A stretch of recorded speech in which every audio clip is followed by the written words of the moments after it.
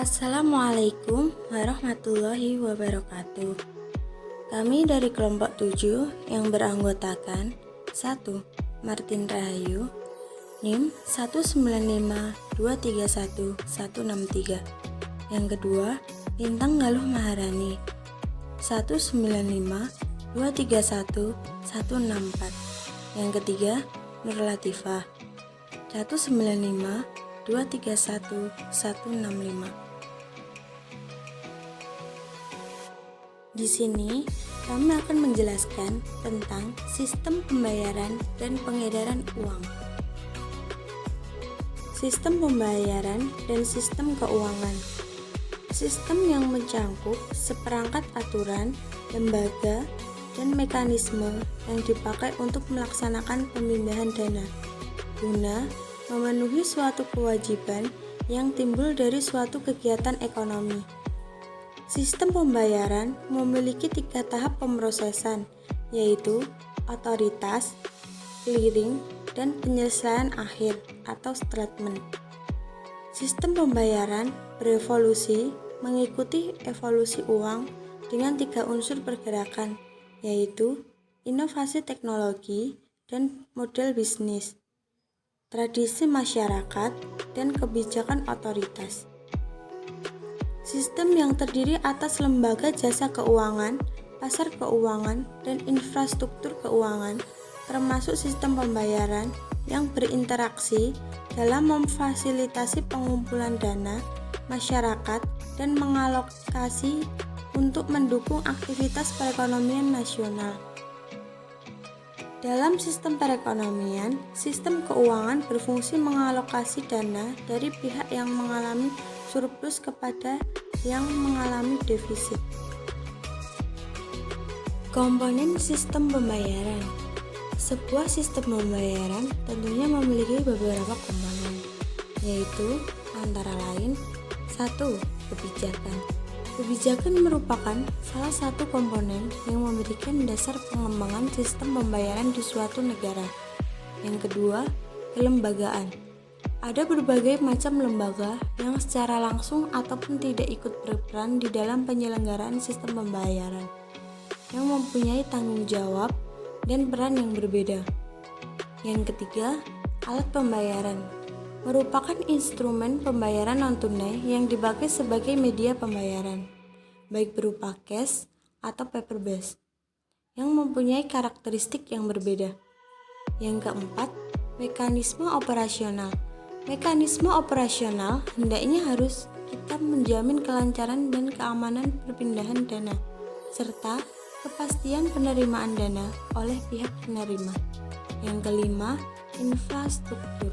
Infrastruktur merupakan komponen terpenting yang digunakan untuk menunjang kelancaran penyelenggaraan sistem pembayaran. Yang keenam, perangkat hukum. Dalam sistem pembayaran, perangkat hukum mencangkup undang-undang dan juga peraturan yang berkaitan. Evolusi sistem pembayaran. Perkembangan sistem pembayaran tidak pernah terpisahkan dengan inovasi-inovasi infrastruktur teknologi. Maka, perkembangan sistem pembayaran di Indonesia ini mengarah pada upaya penguatan infrastruktur dan pengembangan sistem yang bertopang pada kemajuan teknologi informasi.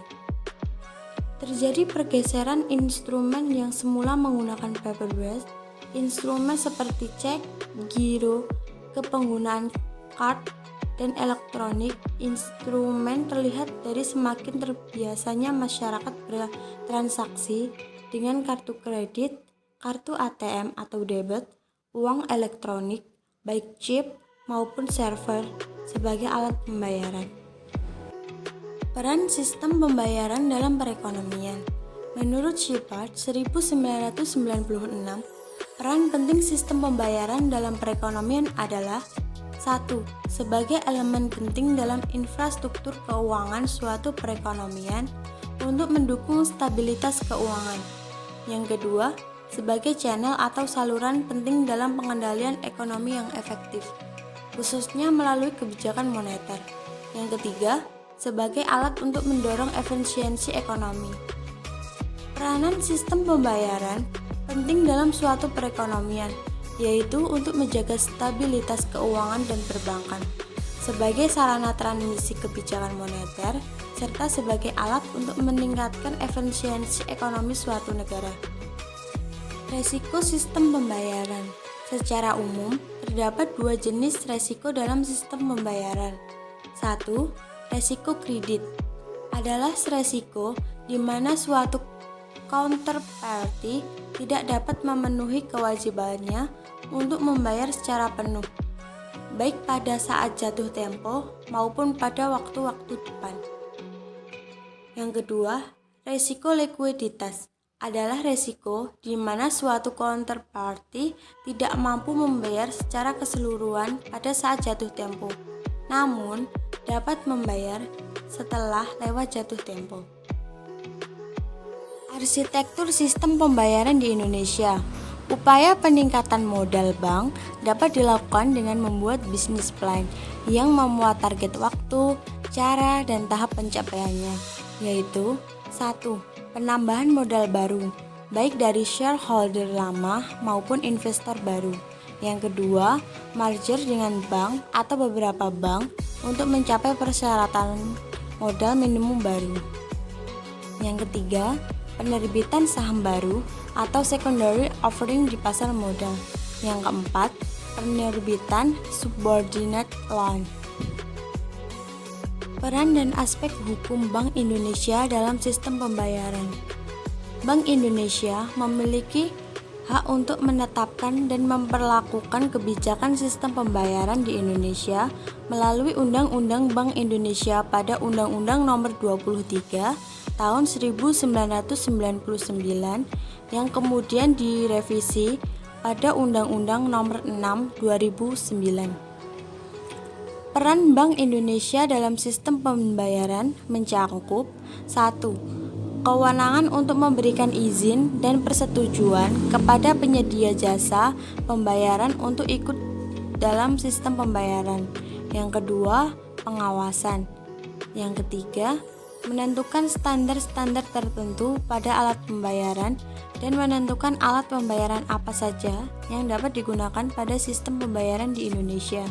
Yang keempat, mengatur dan mengawasi lembaga apa saja yang boleh menyelenggarakan sistem pembayaran, baik bank dan lembaga selain bank. Blueprint Sistem Pembayaran Indonesia 2025 menavigasi sistem pembayaran nasional di era digital. Tantangan kebijakan bagi otoritas ekonomi dan keuangan di era digital, khususnya Bank Indonesia, adalah mencari titik keseimbangan yang tepat antara upaya mengoptimalkan peluang yang didukung oleh inovasi digital dengan upaya untuk memitigasi risiko. Hadirnya visi sistem pembayaran Indonesia dan Blueprint Sistem Pembayaran Indonesia 2025 diharapkan dapat memberikan arah yang jelas guna memperoleh manfaat digitalisasi dengan tetap menjamin pelaksanaan mandat Bank Indonesia dalam pengedaran uang moneter dan stabilitas sistem keuangan. Konsep uang dan peranannya pada perekonomian. Uang merupakan media yang digunakan untuk memperlancar transaksi ekonomi dalam kehidupan manusia. Peran uang dalam perekonomian dapat diibaratkan sebagai aliran darah dalam tubuh, yang tanpanya aktivitas ekonomi dapat sangat terlambat bahkan terhenti.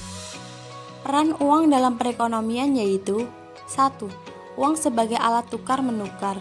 Yang kedua, uang sebagai satuan nilai. Yang ketiga, uang sebagai standar atau ukuran pembayaran yang tertunda. Peran Bank Indonesia dan tahapan pengelolaan uang rupiah.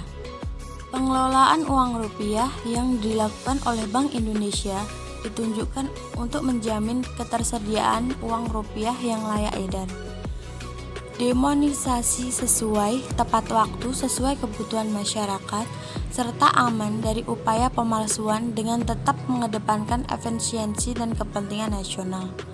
Tahapan pengelolaan uang rupiah yaitu 1. Perencanaan, 2. Percetakan, 3. Pengeluaran, 4. Pengedaran, dan 5. Pencabutan atau penarikan.